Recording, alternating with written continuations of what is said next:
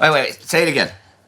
Erich Raeder, yeah, has hidden Bismarck from Hitler. Wait, okay, what do you mean hidden? It's a 50,000-ton battleship. Okay, not hidden. He's just lied to Hitler about where it is. Wow, there's a good idea, yeah. Hey, I bet it would have been easier if it was Graf Spee or Deutschland. Why? He could just shove it in his pocket. See, pocket. Hello? Hello? Yeah. May 19th, 1941. The Battle of the Atlantic is in full swing, and the Kriegsmarine wages war against the supply convoys which sustain Britain. The mission is simple: sink the merchant ships faster than the Allies can replace them. And now Kriegsmarine Commander-in-Chief Erich Raeder is sending Germany's most powerful naval weapon to join the hunt: the mighty battleship Bismarck.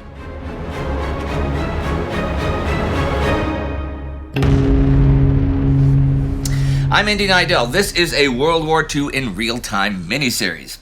Bismarck really is the most powerful naval vessel ever built by the German nation, and she is currently one of the most powerful ships on the planet. Commissioned in April 1940 and displacing 50,000 tons fully loaded, she's outfitted with a fearsome arsenal of weapons and an armored shell to match. Her main armament consists of 8 15-inch guns made by Krupp and arranged in 4 twin turrets, 2 forward and 2 aft, named Anton, Bruno, Caesar, and Dora, which fire 1,800-pound projectiles that will tear through up to 12 inches of armor plating. Along with this, she has a secondary armament of 12 6-inch guns mounted in 6 twin turrets, 3 along each side, which are primarily intended for engaging smaller surface targets like destroyers. Finally, she has an impressive suite of anti-aircraft weaponry: 16 4-inch guns, 16 1.5-inch guns, and 20 light 3/4-inch flak guns. In terms of armor, Bismarck is protected by a belt of Krupp steel, which ranges in thickness between about 5.5 and 13 inches. The deck is covered in 2 inches of armor, while the guns have armor 14 inches thick at the front and almost 9 inches at the sides. All in all, Bismarck's armored belt weighs over 17,000 tons. That's about 1/3 of her total displacement. Today, at about 2 a.m., Bismarck sets out for her first combat mission from Gotenhafen on the Baltic coast. Her mission, codenamed Operation Rheinubung, or Rhine Exercise, is to break out into the North Atlantic and run riot against the Allied merchant shipping sustaining Britain. Bismarck's commander is Captain zur See Ernst Lindemann. Soon after leaving Gotenhafen, Bismarck rendezvous with the Admiral Hipper-class cruiser Prinz Eugen, captained by Helmut Brinkmann. In overall command of this naval task force, the Seekampfgruppe, is Admiral Gunther Lutyens, who commands from Bismarck's bridge. Earlier in the year, Lutyens led the battle cruisers Scharnhorst and Gneisenau in a commerce raiding mission ranging from Greenland to the West African coast, during which he sank or captured 22 Allied merchant ships. The idea is to get the ships out into the Atlantic without encountering any British capital ships. See, Bismarck is a mighty ship, and in a one-on-one fight, she can take on any of the Royal Navy's battleships or battle cruisers, especially with Prince Eugen at her side. But they'd rather not have to fight such battles, especially as the British can muster far more than a single battleship or battle cruiser, not to mention aircraft carriers. That was the problem once the British began escorting convoys with capital ships. The hunting dried up for Scharnhorst and Gneisenau, so Raeder's orders are as follows. In contrast to previous directives to the Gneisenau-Scharnhorst task force, it is the mission of this task force to also attack escorted convoys. However, objective of the battleship Bismarck should not be to defeat in an all-out engagement enemies of equal strength, but to tie them down in a delaying action, preserving her own combat capability as much as possible. The primary mission of this operation also is the destruction of the enemy's merchant shipping. Enemy warships will be engaged only when the situation makes it necessary and if it can be done without excessive risk. Once out in the vast expanse of the Atlantic, it will be easier to avoid the enemy, and the Kriegsmarine has even deployed a fleet of tankers to replenish Bismarck's fuel, ammunition, and stores as necessary. Around noon, Captain Lindemann gives a stirring speech over Bismarck's loudspeakers, where he finally reveals the full details of their mission to the crew. The day that we have longed for so eagerly has at last arrived. The moment when we can lead our proud ship against the enemy. Our objective is commerce raiding in the Atlantic, imperiling England's existence. Let us hope for great success. I know that it has been, and will continue to be, the crew's sincerest desire to participate directly in Germany's final victory. I give you the hunter's toast, good hunting and a good bag. Bismarck and Prince Eugen steam westward to the Danish island of Lolland and enter the Fehmarn Belt, which separates Denmark from Germany. At dawn, the 20th, the ships enter the Kattegat, which separates Denmark and Sweden and leads to the North Sea. It is here that the task force is already spotted for the first time, when they encounter the Swedish cruiser Gotland at about 1 in the afternoon. Of course, the Swedes are neutral, so they don't directly tell the British. Instead, they tell a representative of the Norwegian government in exile in Stockholm, who passes on this sighting to the British naval attaché about 7 that evening. He forwards it to London, and it is added to a pile of intelligence, especially from ultra-decrypts of German Enigma messages, that indicate that a major Kriegsmarine naval sortie is underway. By then, Lucian's force has passed through the Kattegat and turned westward into the Skagerrak. As night closes in, the ships pass through a gap in the German minefield which guards the exit. At about 8:30, they round the Norwegian coast at Kristiansand and head north along the Norwegian coast. Members of the Norwegian resistance spot them and immediately send word by radio to London. Back to the big picture for a moment. Operation Rheinubung is more than just a military matter. It is very much part of Raeder's attempt to convince Adolf Hitler of his vision of the Kriegsmarine. See, Raeder wants a navy dominated by big surface ships that can compete with the British. Hitler has been both hot and cold on this, in part because he simply has less interest and understanding of naval warfare than land or air combat. He also has a somewhat scornful view of Kaiser Wilhelm's fleet.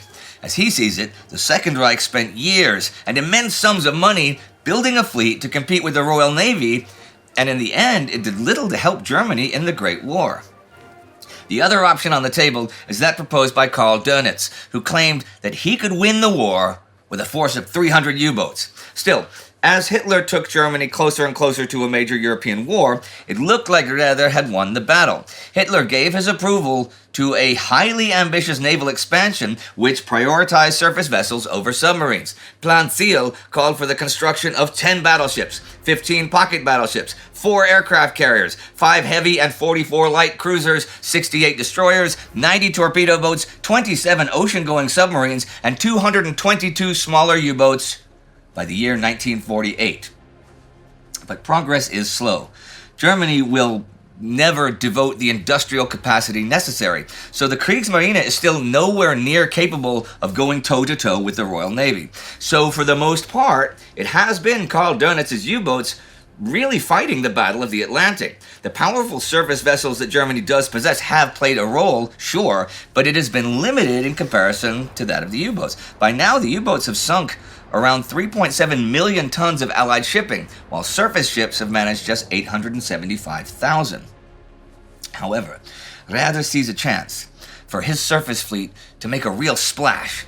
Knowing, though, that he could not count on Hitler's approval, he deliberately withheld the full details of Operation Rheinubung. Once the ships are in the North Atlantic, he hopes to present it as a fait accompli, one that will bring glory to his surface fleet. Okay, now back to sea. Lutyens continues north along the coast of Norway. Around noon on May 21st, the task force drops anchor near Bergen, Bismarck in the Grimmastadsfjord, and Prince Eugen in Kalvanes Bay. Prince Eugen takes on fuel from the tanker Volin. Bismarck does not refuel, even though she left Gotenhafen 200 tons short and has burnt about 1,000 tons since then. Some sources blame Lutyens for this, while other sources say it was Lindemann who declined the opportunity. While the ships are at anchor, the British continue to track them. At about 1:15, Flying Officer Michael Suckling of RAF Coastal Command manages to fly his Spitfire in and snap photos that confirm the presence of a Bismarck-class battleship and an Admiral Hipper-class cruiser. Final confirmation comes later that evening about 6:30 p.m. when an ultra-decrypt from April 24th reveals that Bismarck has taken on prize crews. These are crewmen whose job it will be to sail captured merchant vessels. It confirms that a major raid on the convoy routes is imminent, so Bismarck will need to break out into the North Atlantic through one of 4 possible routes. The most northerly route was the Denmark Strait, between Iceland and Greenland. This had the advantage of being the furthest away from Scapa Flow, but the strait itself was narrower than shown on the charts because of pack ice off the Greenland coast and the possibility of mines off the Icelandic coast. The second route lay between Iceland and the Faroe Islands, and although battle cruisers would probably guard the route, it was the most direct of the passages. A third passage between the Faroes and Shetland was also a possibility, although its proximity to Scapa Flow made this one a really hazardous undertaking. The fourth gap, between Shetland and Orkney, was so close to Scapa Flow and the air bases on Orkney that it was virtually suicidal. Effectively, Lutyens' only 2 options were the Denmark Strait and the Iceland-Faroes Gap. At 7:30 p.m., Bismarck weighs anchor, joins Prince Eugen, and heads north out into the Norwegian Sea. By midnight, she's steaming north at 24 knots towards the Arctic Ocean. Meanwhile, the British are moving into position to intercept them. Lutyens' foe is Admiral John Tovey, Commander-in-Chief of the British Home Fleet, who has already deployed ships to try and stop the Bismarck's breakout. Rear Admiral Frederick Wake Walker's 1st Cruiser Squadron is on patrol in the Denmark Strait, with heavy cruisers Norfolk and Suffolk armed with 8-inch guns. Their job is not to engage, but rather to locate and shadow the German ships using their advanced radars and top speed of 31 knots. Between Iceland and the Faroes, Tovey has 2 light cruisers, Birmingham and Manchester. Another light cruiser, Arethusa, remains on standby at the British naval base at Havelfjord, Iceland. Again, their job is simply to shadow the German force. It is the Royal Navy's capital ships that will do the actual fighting. These will be deployed in pairs because of the extra power that Prince Eugen can offer Bismarck during engagements at less than 10 nautical miles. At midnight, Tovey orders Vice Admiral Lancelot Holland, commander of the battlecruiser squadron, to take the battlecruiser Hood and battleship Prince of Wales to a position below Havelfjord. Here, Holland can move to intercept the German task force, regardless of whether they pass north or south of Iceland. Tovey himself plans to sail tomorrow from Scapa Flow with the battleship King George V, carrier Victorious, and a small group of cruisers and destroyers. He will rendezvous with battlecruiser Repulse and then move out to cover the convoys at sea in the Atlantic while remaining available to assist Vice Admiral Holland. By the morning of the 22nd, Lutyens has decided he will take the Denmark Strait. This is probably a bit riskier than the Iceland-Faroes route, but during the day there's a steady stream of good news for Lutyens. At 11 a.m., he learns that German paratroopers have landed on Crete, stretching the Royal Navy's assets. Also, the local weather is overcast with low clouds and poor visibility, which Lutyens believes will help conceal him from any British ships or planes. On top of that, a German recon flight has reported that the capital ships of the home fleet are still at anchor in Scapa Flow. But that is not the case. Bad weather and dummy ships made of wood and canvas have fooled the German planes. Holland's ships are already on the move, and Tovey's group set sail early in the evening. At 11 p.m., Tovey sailed from Scapa Flow in King George V, accompanied by the aircraft carrier Victorious, 5 light cruisers, Aurora, Galatia, Hermione, Kenya, and Neptune, and 6 destroyers. The Repulse was ordered to steam northwards at full speed to join the rest of the force. That meant that during the night of the 22nd and 23rd of May, 2 groups of British capital ships were heading towards Iceland, with Holland's battlecruiser force a day's steaming ahead of Tovey. To the north, beyond the Arctic Circle, Bismarck and Prince Eugen were steaming westward towards the Denmark Strait. Lutyens still thought the home fleet was back in Scapa Flow, rather than steaming west at full speed to intercept him. As all this is happening, Rather is meeting Hitler at the Berghof in Bavaria. Only at the end of the meeting does he slip in the important update that Bismarck and Prince Eugen are on the way to the Atlantic for Operation Rheinubung. Hitler is not pleased. Not only does he dislike having information withheld from him, but he worries the operation will lead Germany into a confrontation with the United States, especially when Raeder demands that Hitler declare the entire Atlantic north of 45 degrees a war zone. This is a distraction that Hitler does not want right now, especially with the invasion of the Soviet Union on the horizon. and he actually asked whether the ships can be recalled from their mission. Raeder stood his ground. He informed Hitler that the planning of Rhine exercise had already gone too far to recall the ships, and that no one in the Kriegsmarine would understand a sudden recall at this late date. The discussion ended with the Führer, whose mind was now fully concentrated on the final preparations for the pending invasion of the Soviet Union, in an uncharacteristically indecisive mood. Well, perhaps now you have to leave things the way they are. But I have a very bad feeling. Grand Admiral Raeder returned to Berlin fully aware that both his career and the future of the surface fleet rested with Rhine exercise. Out in the Atlantic Ocean, the British are doing their best to ensure that the future of Bismarck is as short as possible.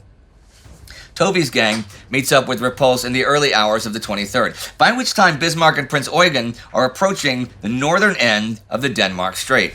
By midday, they are north of Iceland, clinging to the edge of the shelf of pack ice extending from the Greenlandic coast to avoid the minefield the British have laid off Iceland's Hornstrandir Peninsula. By that afternoon, Tovey has a good hunch where the German ships are.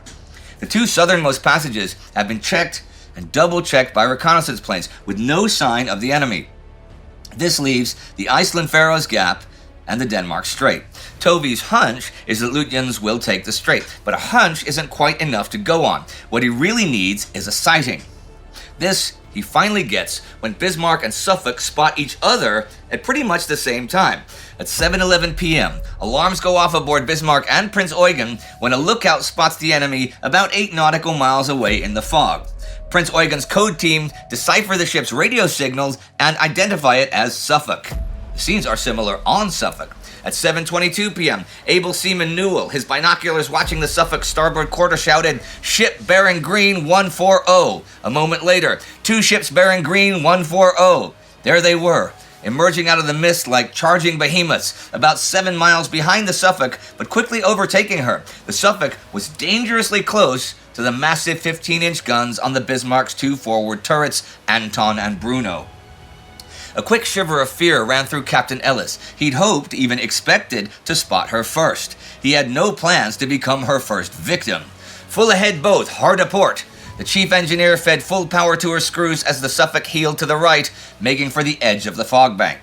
Suffolk's captain, Robert Ellis, waits in the fog for Bismarck to pass by. He powers up his radar and then tucks himself in about 13 nautical miles behind the German battleship. At this range, he can stay in radar contact while still having time to run or hide in the fog if Bismarck swings around to attack. Soon, he's joined by Norfolk, which has been steaming hard to catch up. In fact, Norfolk is steaming so hard, she almost runs into Bismarck. The battleship's aft turret, Caesar and Dora, let loose 5 salvos, which come crashing down near Norfolk, shooting up 60-meter-high columns of water. Norfolk hurries for cover in a bank of fog. After that, silence falls across the Denmark Strait on the evening of May 23rd. Norfolk has taken little more than a few popped rivets as damage, and she falls in behind Bismarck too. The 2 ships tail Lutyens to port and starboard at a distance of 16 to 22 nautical miles. Try as he might, the German commander cannot shake them, though he darts and weaves, lays down smoke, and orders feint attacks. All night long, Suffolk's radar sweeps the sea ahead as Captain Ellis updates the Admiralty on Bismarck's position.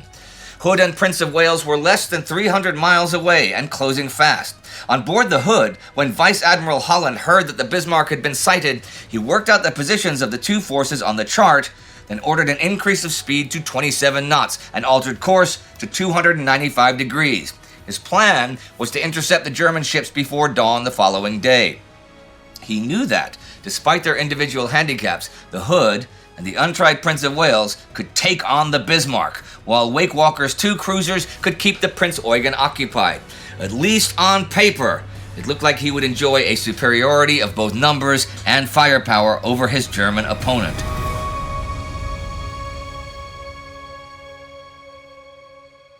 Shortly after midnight, so the early hours of May 24th, battlecruiser Hood and battleship Prince of Wales, under Lancelot Holland's overall command, approach the German ships. Holland sends his crews to action stations, But there's a problem almost straight away, as Suffolk loses Bismarck on her radar screen. Then in the darkness, the two German ships switch places, and Prince Eugen takes pole position. There is a real chance that Bismarck will slip past. So, after giving Suffolk a few hours to reacquire Bismarck, Holland swings his ships around and changes course to 200 and then 240 degrees and reduces speed, hoping for interception shortly after dawn. On board both Bismarck and Prince Eugen, the crews are also at action stations, and Lutyens is really focused on cruisers Norfolk and Suffolk. See, he still reckons that the British capital ships are at least a day's journey away. Just before 5:30 a.m., a lookout on Prince Eugen spots two targets on the horizon and calls out the alarm. Some 10 minutes later, Prince Eugen's captain Ernst Lindemann reports the sighting to Lutyens aboard Bismarck.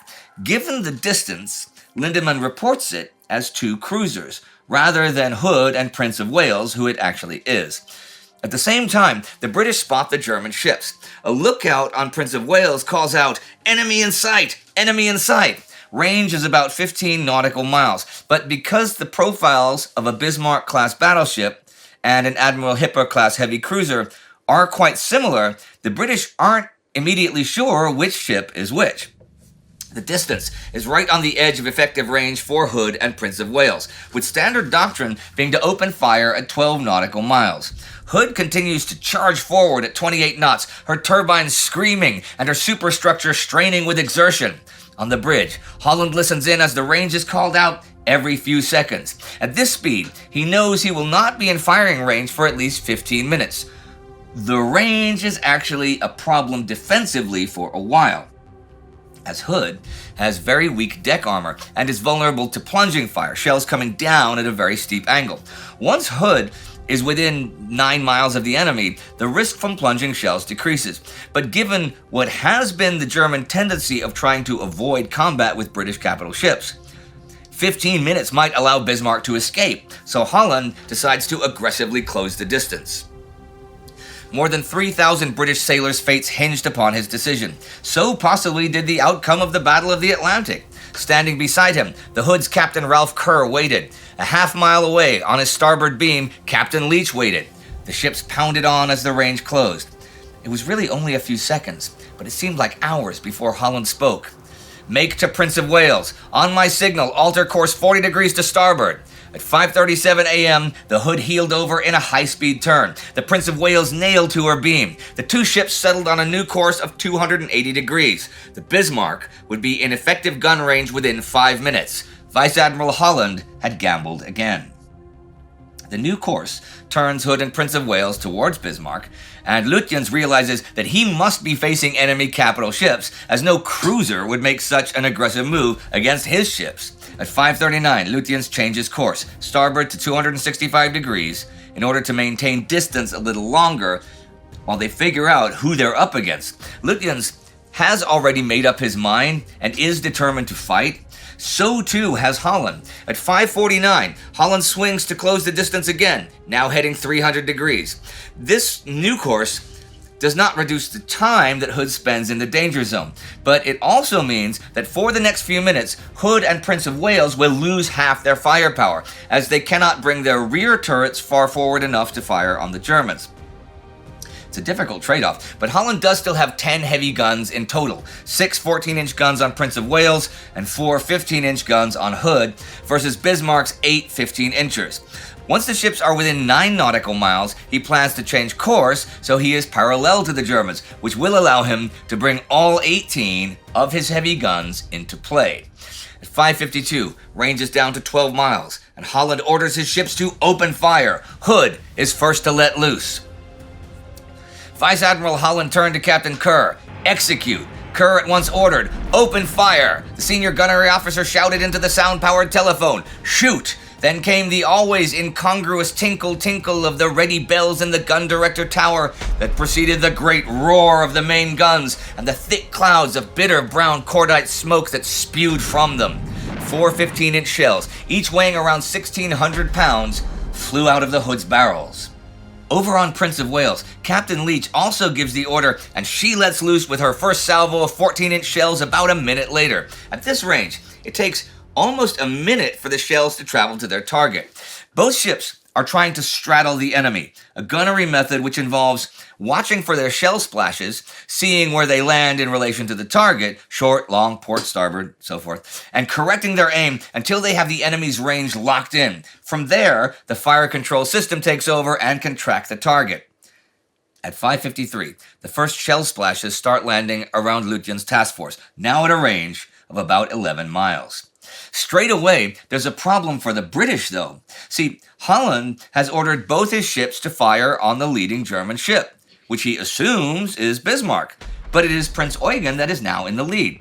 Captain Leach on Prince of Wales realizes this error, but Hood's shells continue to land around Prince Eugen instead. On the bridge of Bismarck, Lutyens now orders his ships to turn to port 200 degrees. By doing so, he hopes to cross the T of the pursuing British ships. This is a classic naval warfare tactic, and upon completing his turn, Lutyens will be able to fire off a broadside with all of his guns, while the British will still be limited to only firing their forward guns. All the while, the range is closing. Prince Eugen is the first to complete its turn, and at 5:54, Captain Brinkman gives the call. Commander to artillery, heavy clearance to fire. There is a thunderous roar as the 8 main guns send forth their 8-inch shells. Bismarck opens fire about a minute or so later, with Chief Gunnery Officer Adalbert Schneider loosing off the first salvo of 15-inch shells against Hood. All eyes squint to register the splash from this first volley. And it falls short. Schneider works quickly and effectively to bracket the British ship. 4 British guns were now firing on each German ship, the firepower of the Prince of Wales having been reduced after her first salvo when one of her guns in B turret malfunctioned and remained out of action for the rest of the battle. By contrast, the Bismarck could fire all 8 guns at the leading British ship, the Hood, while the Prince Eugen was now just inside the maximum range for her own lighter 8-inch guns. While she mightn't be able to penetrate the Hood's belt armor when the range decreased, at 23,000 yards, she had an outside chance of landing a plunging hit on the deck of the enemy battlecruiser. Around now, Holland realizes his targeting error and orders Kerr to begin shooting at Bismarck rather than Prince Eugen. He also orders a course change to 280 degrees to try and bring his rear turrets into play, but that is really too little too late. He's now heading on a diagonal course across the enemy's field of fire and has exposed his ships to the greatest possibility of taking hits. Prince Eugen scores a hit on Hood. It's only a single shell, and it starts a small fire, but it's a sign of things to come. The 4 ships continue hurling their enormous shells at each other in an epic artillery duel so earth-shatteringly loud it can be heard all the way in Iceland. In general, the German gunnery is a bit better than the British. Hood fires like 4 salvos and scores no hits. By 5:57 though, Bismarck has ranged Hood with the 3rd salvo, so starting about 5:58, at a range of 9 nautical miles, she fires 3 salvos in quick succession against Hood, even as Holland orders a 20-degree turn to port. He's still desperate to bring his rear turrets to bear against Bismarck. Bismarck's first salvo scores no hits. Neither does the second. By the time the 3rd salvo hits the water at 6 a.m., Hood has completed her turn, and most of Bismarck's shells have fallen harmlessly into the sea. But most is not all. A single 15-inch shell strikes Hood's stern. At first, it seems that nothing happens, and Schneider even mutters to himself that the round may be a dud. In fact, the shell has penetrated Hood's thin deck armor and buried itself in one of the magazines, where it explodes. In mere seconds, Schneider and the rest of Bismarck's crew watch in disbelief as Britain's pride, the mighty Hood, is obliterated. A voice comes over the loudspeakers, enemy burning, and then enemy exploding. A reporter for the Manchester Guardian describes the scene as viewed from Prince of Wales. What happened next was a strangling, sickening sight. There was a terrific explosion, and the whole of the vast ship was enveloped in a flash of flame and smoke, which rose high into the air in the shape of a giant mushroom. Sections of funnels, masts, and other parts hurtled hundreds of feet in the sky, some of them landing back on the ship, most falling into the sea and quickly disappearing. The force of the blast has literally torn Hood in two. The stern of the ship tilts forward as compartments fill with water. Momentum carries the bow ahead for a while before it starts listing sharply to port and the forecastle rises into the air. Chaos reigns on the bridge as some men try to escape while others remain rooted in place. The officer of the watch climbs out a window and finds himself splashing down into a sea rapidly filling with torn chunks of metal and flesh. Holland apparently remains completely still, as if resigned to his fate. The demise of the mighty Hood is very rapid indeed. For a minute or two, the bow and stern together form a giant V-shape. One final salute as the ship slips below the surface. By 6:04 a.m., just 3 minutes or so after the fatal hit, all that is left is scattered debris, an oil slick, and hundreds of bodies. Of the ship's crew of over 1,400 men, 3 survivors will be picked up. Vice Admiral Holland, along with Hood's captain Ralph Kerr, are among the dead. On the bridges of the 2 German ships, many officers recalled the similar destruction of the British battlecruisers Indefatigable, Queen Mary, and Invincible during the Battle of Jutland in May 1916. Commander Hans Earls, the Bismarck's first officer, was beside himself with joy. "A triple Sieg Heil to our Bismarck." Petty Officer Walter Lorentzen and Ordinary Seaman Otto Maus recalled a follow-up announcement from the bridge. An English battleship, probably the Hood, has just been destroyed by an explosion. The other battleship has received 2 hits and is turning away. 3 loud hurrahs greeted the news. The jubilation was such that the Bismarck's officers brought the men back to their stations only with great difficulty. Return to their stations they must, though, for Bismarck and Prince Eugen are still fighting Prince of Wales. Immediately after the explosion, its Captain Leach ordered a hard turn to starboard to avoid smashing into Hood's remains. Now, after watching his iron sister fall beneath the waves, he resumes course and orders his gunnery officer to continue firing at Bismarck. The vessel's close to a range of just 8 nautical miles, and Prince of Wales scores a few hits on Bismarck, but it's clear that this battle is going in only one direction. One of Bismarck's 15-inch shells smashes into Leach's bridge, killing everyone there except Leach and 2 others. At 6:05, he orders a course change to 150, southeast and directly away from Bismarck. The 2 German ships continue to fire, but the rapid change of direction and the laying of a smoke screen confounds the German gunners. Lutyens orders his captains to cease fire. The Battle of the Denmark Strait has lasted just 17 minutes, about the same time as it has taken me to tell you the story today. But in that time, HMS Hood, the pride of the Royal Navy, has been sunk. Over 1,400 sailors have been killed, and Britain's most modern battleship, HMS Prince of Wales, has been forced to retreat. When news reaches Britain, there is only one thought on the minds of those in the Admiralty, in number 10 Downing Street, and in homes across the nation: revenge.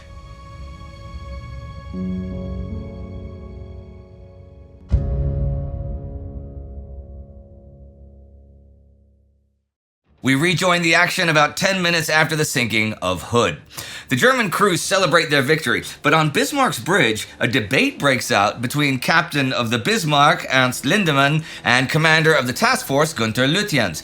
Lindemann wants to hunt down the wounded Prince of Wales, but Lutyens has no interest in going after the enemy. The clash between the 2 senior German officers reflected their separate and distinct command functions. Captain Lindemann, as commander of a single warship, operated first and foremost at the tactical level. For him, there was no question but that the immediate objective was to destroy the crippled Prince of Wales. Admiral Lutyens, in his dual capacity as fleet chief and task force commander, operated at the strategic and operational levels. His orders were clear up to a point. The primary mission was to operate in the Atlantic against enemy convoys. Grand Admiral Raeder had admonished his fleet chief not to risk a major engagement for limited and perhaps uncertain goals. Lutyens dismisses Lindemann's suggestion, and by 8 a.m. he has even decided to call off the convoy raiding mission, Operation Rheinubung, entirely. He does this without consulting either Lindemann or Prince Eugen's captain Helmut Brinkmann. His thinking is first that he is irreversibly lost the element of surprise. Since the battle, the cruisers Norfolk and Suffolk have continued to shadow Bismarck, staying behind at a safe range and using their radar. By now, Prince of Wales has joined them, and her crew are working to patch up the damage and get the big guns back in order. Also, the damage that Bismarck sustained is worse than first thought. One of Prince of Wales' shells hit below the waterline, and Bismarck has taken on 4,000 tons of water from flooding and counter-flooding. Lutyens has given the order to reduce speed to a maximum of 28 knots. Furthermore, the damage has worsened the already unfavorable fuel situation. Something like 1,000 tons of fuel is in forward storage tanks, now inaccessible because of the flooding. Lutyens decides to head to Saint-Nazaire in France, where there is a dry dock large enough to accommodate Bismarck for repairs. He thinks returning to Norway is too risky. Traveling south of Iceland would expose him to the greatest concentration of British air and naval forces, and he's reluctant to return through the Denmark Strait because the narrowness of the channel and the presence of mines would make it harder than ever to escape the British radar. Going to Saint-Nazaire would also leave him well placed to sail back out into the Atlantic and resume the operation, possibly with the battleship Scharnhorst and Gneisenau, which are in port for repairs at Brest. So for now, he continues on a heading of 180 degrees due south, shadowed by Norfolk, Suffolk, and Prince of Wales. But as Lutyens makes his plans, the full strength of the Royal Navy is being sent to hunt him down. At 9 a.m., the Admiralty announces the loss of the battlecruiser with a somber statement, which admits that there will be few survivors, but declares that the pursuit of the enemy continues. In the following hours, First Sea Lord Sir Dudley Pound throws as many ships as he can into the hunt for Bismarck. The light cruisers Manchester, Birmingham, and Arethusa on patrol between Iceland and the Faroes are ordered to take up new positions in the Denmark Strait, in case Bismarck or Prince Eugen try to head back that way. Battleship Rodney is dispatched from escorting RMS Britannic to the U.S. Rodney is badly in need of a planned refit at the Boston Navy Yard, but she's sent anyway. With Rodney go destroyers Somali, Tartar, and Mashona. Battleship Ramillies, 900 nautical miles to the south of Bismarck, is ordered to leave its convoy and take a position west of Bismarck, while Battleship Revenge is sent from Halifax. The cruisers Edinburgh and Gloucester on Atlantic patrol are also ordered in. Meanwhile, commander of the Home Fleet, Vice Admiral John Tovey's task force, continues sailing towards Bismarck, as we saw last time. This is Battleship King George V, Battlecruiser Repulse, Aircraft Carrier Victorious, and light cruisers Galatia, Aurora, Kenya, and Neptune. On top of that, Vice Admiral James Somerville's Force H, based at Gibraltar, is placed on high alert. He has the carrier Ark Royal, Battlecruiser Renown, and light cruiser Sheffield set to sail and intercept Bismarck. As the evening of the 24th draws in, the British make their first attacks on the Bismarck. Before this, though, Lutyens releases Prince Eugen to go off and raid convoys alone. At 6:40 p.m., covered by a bank of fog, he makes a sharp 180-degree turn, emerging from the haze just 9 miles from Suffolk. Bismarck opens fire on the British cruiser and forces her to briefly retreat. As Prince of Wales and Norfolk return fire from 11 nautical miles away, it looks like a full battle is about to start, but Lutyens is just creating a diversion, which Prince Eugen's Captain Helmut Brinkmann uses to increase speed and escape the range of the British radar. After this, the chase resumes its previous format, with the cruisers and Prince of Wales shadowing Bismarck. Lutyens hopes that he will soon be able to lure the British ships into the path of a U-boat pack in the mid-Atlantic. Before that can happen, though, the carrier Victorious comes into striking range, and at 10 past 10, she launches her force of 9 Swordfish torpedo bombers. The Swordfish biplanes are basically obsolete, and their crews are inexperienced. But when they sight Bismarck around 10:30 p.m., they attack with determination, dropping down to below 30 meters above the water to deploy their torpedoes, while they are under fire from an incredible array of anti-aircraft weaponry, including 16 4-inch guns, 16 1.5-inch guns, and 20 3/4-inch light flat guns. The volume of fire is so great, the guns glow red hot, and Bismarck's crew use fire hoses to cool them down. Even the big guns join in on the action, though. Schneider ordered the great 15-inch guns, as well as the secondary armament 6-inch barrels, to their lowest possible elevation, and fired round after round into the ocean ahead of the approaching aircraft. Giant columns of water rose ahead of the Bismarck as the shells splashed into the sea. Flying into one of those columns would mean instant destruction. Captain Lindemann desperately yells, "Hard a port, hard a starboard," as he throws Bismarck into a series of violent zigzags to avoid the incoming torpedoes. Just one swordfish actually hits the target, killing a German sailor, but doing little damage to Bismarck itself. Bismarck sails on. In the early hours of May 25th, the crew reduces speed and begins patching up damage, before wishing Lutyens a happy 52nd birthday. Things seem even brighter at about 3 a.m. when Bismarck manages to finally lose the British cruisers. Lutyens takes advantage of the fact that they have started to make zigzag evasive maneuvers as they approach the area of possible U-boat operations. He waits until Suffolk veers southeast, at which point he increases Bismarck's speed and makes a sharp turn starboard, increasing separation rapidly and pulling himself out of radar range. Then, as the British ships fan out to the southwest to search for him, Lutyens changes course again, looping round to the northwest before crossing some 20 miles behind them. By the time he resumes a southeasterly heading, Bismarck is far beyond British detection and steaming towards the French coast. This also means that Admiral Tovey's interception force is clueless as to Bismarck's location. At 8 a.m., Tovey was approaching the area where he expected to have intercepted the Bismarck. But by that time, the German battleship was 150 miles away to the northeast, crossing Tovey's track at right angles. At dawn, Victorious launched its Swordfish again, conducting an unsuccessful aerial search of the area to the northwest of Wake Walker's cruisers. It seemed as if the Bismarck had vanished into thin air.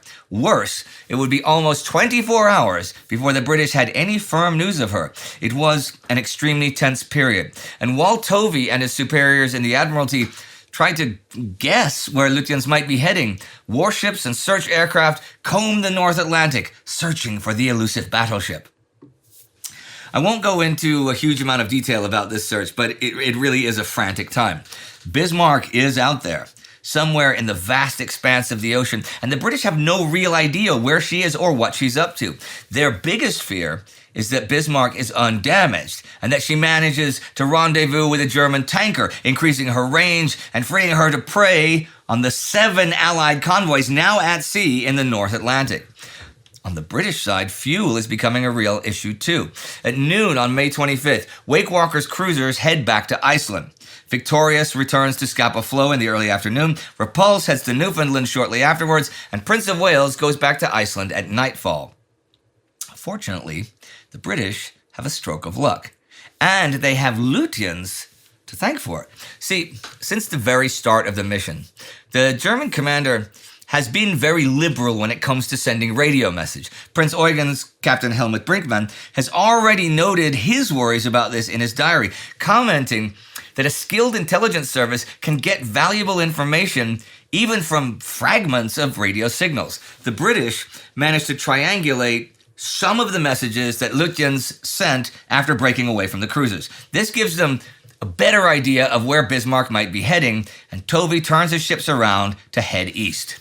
The hunt for the Bismarck had now become a pursuit, with both the Home Fleet and Force H heading towards the same approximate point, some 250 miles to the southwest of Ireland. It also meant, for the very first time, Tovey knew roughly where to look. Finally, on the morning of the 26th, the British get eyes on Bismarck again when a Coastal Command Catalina flying boat out of North Ireland spots the ship about 10 past 10 in the morning. As Bismarck's AA shells burst around him and shrapnel dents and tears at his plane, Flying Officer Dennis Briggs scribbles off a message and hands it to his wireless officer. "One battleship, course 150 degrees. My position, 49 degrees 33 minutes north, 21 degrees 47 minutes west." Bismarck is about 800 nautical miles northwest of Brest, heading southwest and traveling at 20 knots. King George V is 135 miles away and Rodney 125, and even with Bismarck's speed reduced, they will not be able to catch her. Only Somerville's Force H can intercept. By the time the news reaches him at noon, Somerville's force is actually north of Bismarck, so he turns to heading 120 and steers a parallel course about 120 nautical miles away from the enemy. He wastes no time in launching his attack. Somerville has his flag on the battlecruiser Renown, but the Admiralty are reluctant to let him engage Bismarck after the loss of Hood, which was actually once flagship of Force H. That means it is time to send the Swordfish into battle once again. At 3 that afternoon, Ark Royal launches her first attack with 15 planes. They soon spot their target. Dropping low, they begin their attack run and launch their torpedoes. Strangely, there doesn't seem to be any fire coming their way. No anti-aircraft fire. You see, Somerville has ordered the cruiser HMS Sheffield to move closer to Bismarck to track her on radar. But no one seems to have told the Swordfish commanders about this. On board Sheffield, the ship's company watches in horror as friendly torpedoes streak towards them. A cool customer on the outside, Captain Larcom, was sorely tempted to order his anti-aircraft gunners to open fire, but the immediate job was to save the Sheffield. He tensed and waited for the torpedoes to hit the water, ready to bark out orders to the coxswain to turn this way and that, to comb the tracks and avoid the deadly fish. Then a miracle. One by one, all the torpedoes, except 1 or 2, exploded within a minute of hitting the water. The Sheffield easily avoided the rest. It's heart-in-the-mouth moment, but really, it's quite fortunate that this incident takes place. It turns out the magnetic detectors on the torpedoes have failed. So, when the Swordfish return to Ark Royal at 5:20 p.m. to rearm and refuel, the faulty detonators are replaced with simpler contact mechanisms. At 7:10 p.m., the pilots take off for a second run. This time they have more luck. For starters, they attack the correct target, spotting Bismarck about 8:40 and attacking in 3 waves from all angles. They manage to score 3 hits. The first 2 inflict little or no damage, but the third strikes Bismarck's stern and rocks the German ship so badly, some German sailors fear they will capsize. Bismarck rights herself, but the damage she has sustained is serious. The first damage control team informed Captain Lindemann that the hole blasted in the Bismarck's hull by the torpedo was so large that all the steering rooms were flooded and had to be evacuated. Seamen near the armored hatch over the steering mechanism gazed down onto the open sea. Seaman Herzog returned to his station. He recalled the sheer terror of the next few announcements over the ship's loudspeakers. Rudder system fouled. Rudder jammed. Yep. The tiny Swordfish have jammed Bismarck's double rudders at 12 degrees to port. Sheffield reports that the out-of-control battleship is turning wide circles in the middle of the Atlantic.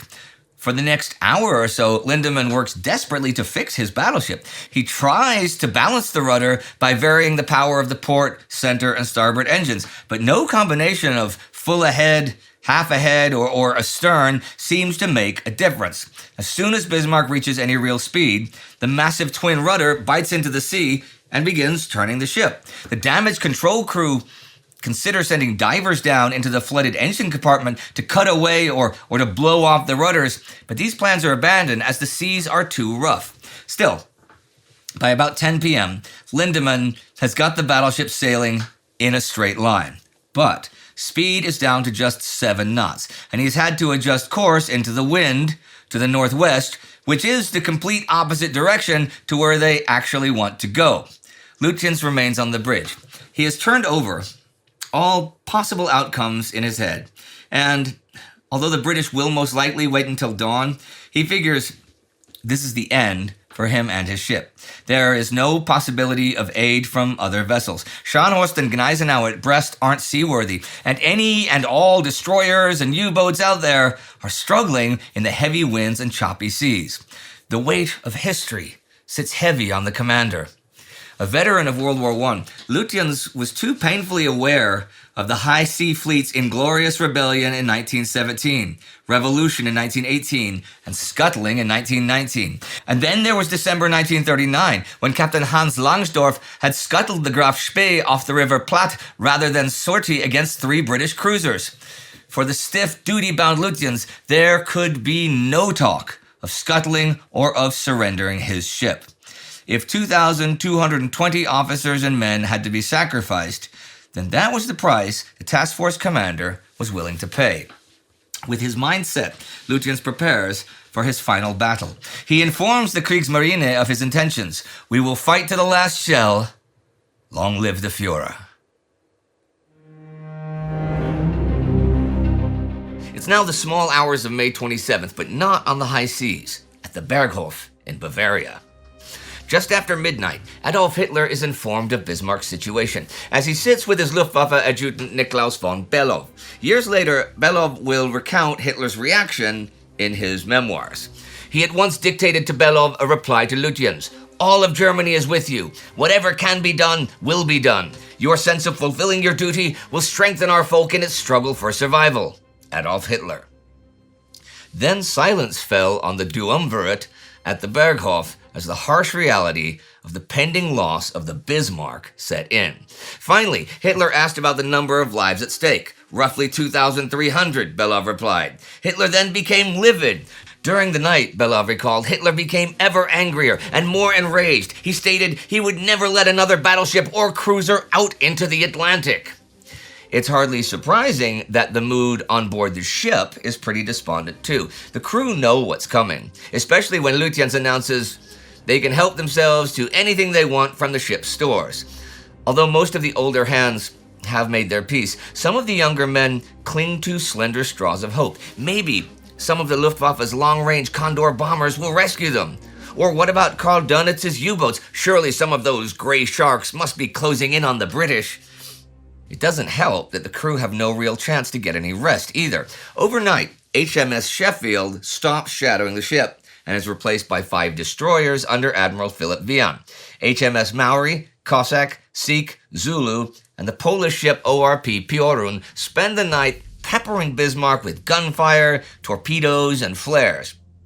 They do no damage other than starting a small fire at Bismarck's bow, but they keep the German ship firmly in their sights and put the crew very much on edge. According to several accounts, Piorun even ignores British orders to hold back and instead charges directly at Bismarck while firing her tiny 5-inch gun and signaling repeatedly, "I am a Pole, I am a Pole."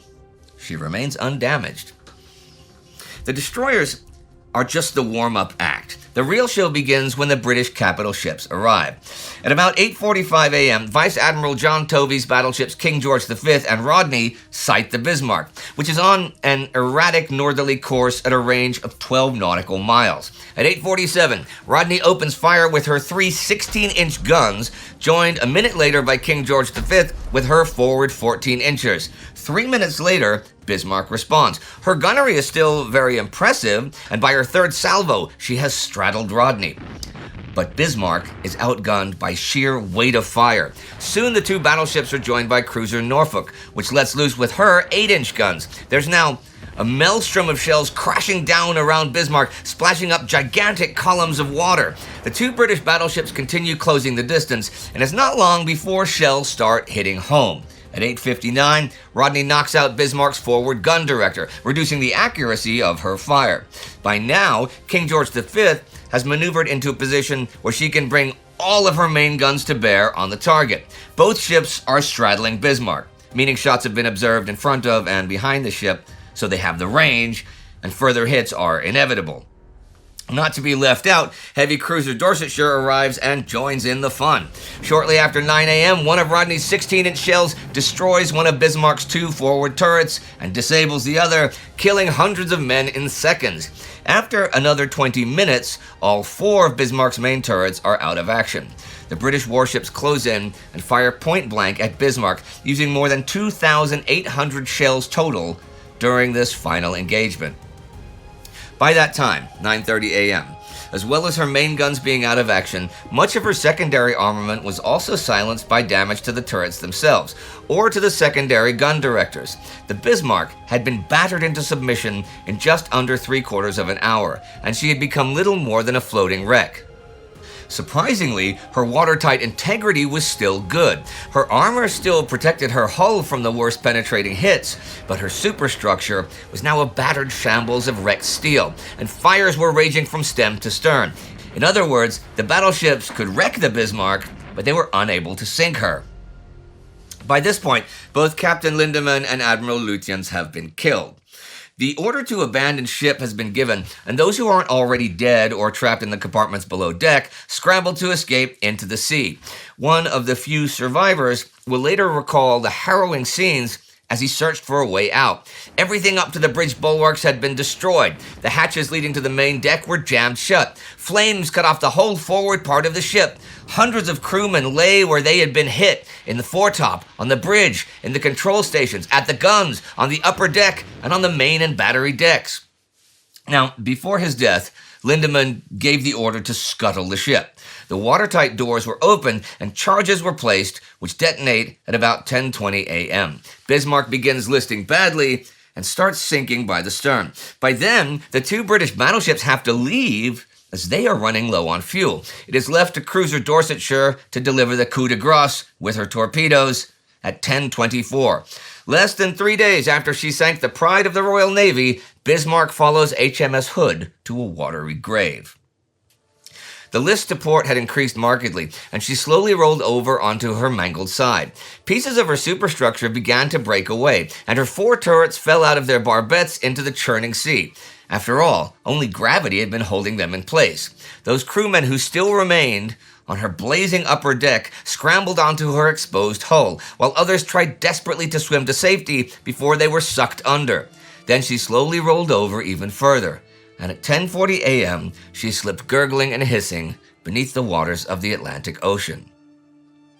Carrier Ark Royal Swordfish bombers fly overhead soon afterwards, and they witness a dismal scene. Hundreds of bodies, dead and alive, bobbing around in the water, surrounded by debris and oil. The Dorsetshire and destroyer Maori approach the wreckage, and the sailors throw nets and ropes over the side to help their enemies clamber aboard. But this operation is curtailed when lookouts on Dorsetshire spot what they think is a U-boat periscope. After rescuing 111 survivors, Dorsetshire and Maori turn around and steam away. Another 800 survivors are left floating in the North Atlantic, just 5 of whom are still alive the next morning when they are rescued by a German U-boat and a weather ship. Of Bismarck's 2,000 crew, those 116 are the only survivors.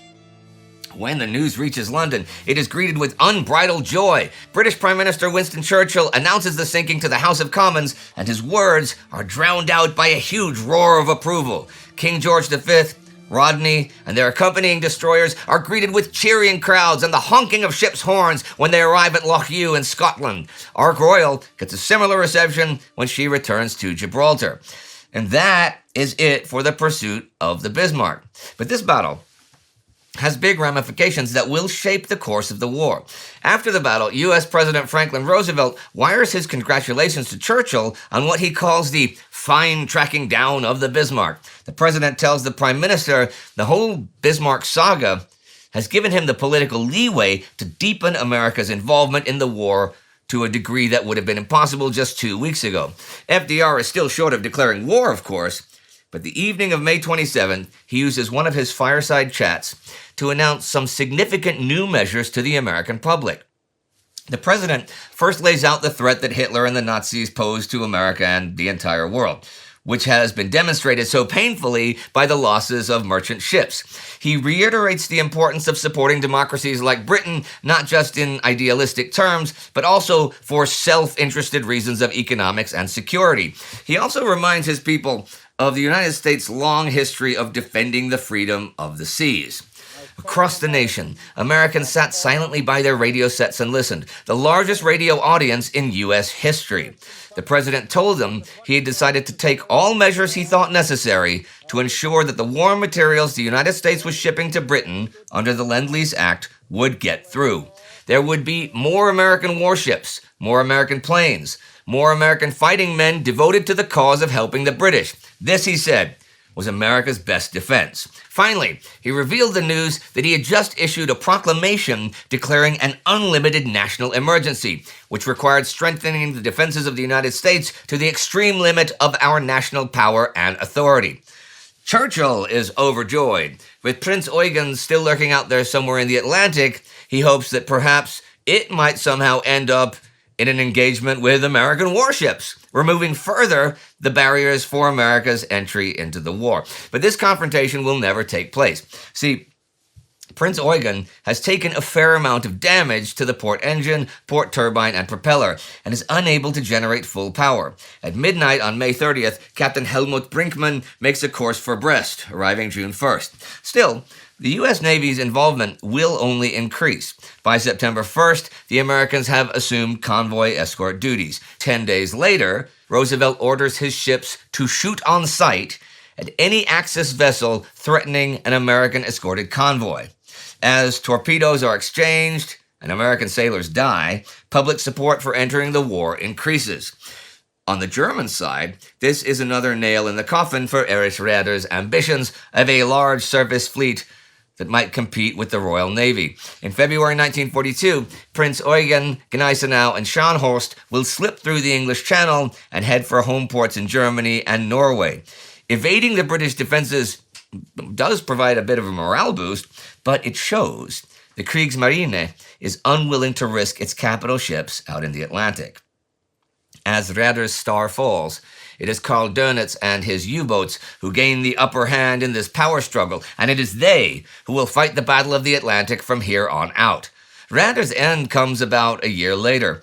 In December 1942, the pocket battleship Lützow and heavy cruiser Hipper failed to deal with a weakly guarded convoy in the Arctic Ocean for fear of following Bismarck's fate. And in the aftermath, Hitler dismisses Raeder January 30th, 1943. Dönitz takes over as commander-in-chief of the Navy, and his gray sharks will continue to stalk the world's oceans, sinking some 13.5 million tons of shipping. If you've watched our regular coverage of the war, you know how the Battle of the Atlantic ends, so I will leave this story there. But there is one more thing to cover, though, and that is the fate of Bismarck and Hood after their demise. The British record Bismarck's final resting place as 48 degrees 10 minutes north and 16 degrees 12 minutes west, which is about 860 kilometers west of Brest, and the wreck lies undisturbed for almost half a century. That is, until deep-sea explorer Dr. Robert Ballard, who already found the wreck of the Titanic in 1985, turns his attention to Bismarck a few years later. In July 1988, he starts off at the British coordinates, but finds nothing. Undeterred, he returns a year later and widens his search. After combing the seabed with sonar, submarines, and ocean-crawling robots, he finally locates the wreck June 8, 1989, at a depth of almost 4,600 meters. It turns out Bismarck had not just sunk, but had glided through the water before impacting the slope of an underwater volcano. There, she slid down the mountainside for a further 1.5 kilometers before coming to a stop and embedding herself in the mud up to her waterline. The hull itself is remarkably intact, with deck planking and giant swastika still in good condition. Bismarck is missing just a small section of the stern, which broke away during the descent. The 4 main gun turrets, mast, and funnel were detached during the descent and crashed to the bottom of the sea separately. 2,000 kilometers away in the Denmark Strait, the wreck of Hood is found in 2001 when a British television channel enlists shipwreck hunter David Mearns to begin the search. Having spent almost 6 years researching and planning, Mearns locates Hood's wreck in less than 2 days. Hood lies on the seabed, split into 3 parts, the bow, midsection, and stern, which are surrounded by 2 large fields of debris. The bow lies on its port side and has suffered severe crushing and deformation. The midsection lies flat and has evidence of implosion damage. The stern is surprisingly intact, raised at a 45-degree angle and still retains its deck fittings. The rudder is locked at 20 degrees to port, evidence of the final command Vice Admiral Holland gave during the battle with Bismarck. Both wrecks are designated as war graves, and plaques have been laid to commemorate the 3,500 men who lost their lives as Hood and Bismarck met their ends. Long gone are the days of battle, adventure, and courage on the high seas. Bismarck served for just 277 days, but they are days that will endure long in the history of naval warfare. After an icy journey through the frozen north, she dispatched her greatest rival with a single shell, sending over 1,400 unfortunate souls to their demise. Then, the Royal Navy marshaled all its resources for a relentless chase, which saw the new Queen of the Seas, the aircraft carrier, deployed to devastating effect. Finally, Bismarck made her last stand in the face of overwhelming force. Bombarded by 2 battleships at point-blank range, she kept her colors flying until the last. Then she slipped below the waves, along with another 2,000 men. It is a testament to the passions inspired by these stories that new pioneers, acting in the longest traditions of human exploration, deployed the most modern technologies to track down the remains of these ships and continue writing their histories. We hope you enjoyed this miniseries. To help us carry on doing more stuff like this, join the Time Ghost Army at timeghost.tv or patreon.com to make it possible. Do not forget to subscribe. See you next time.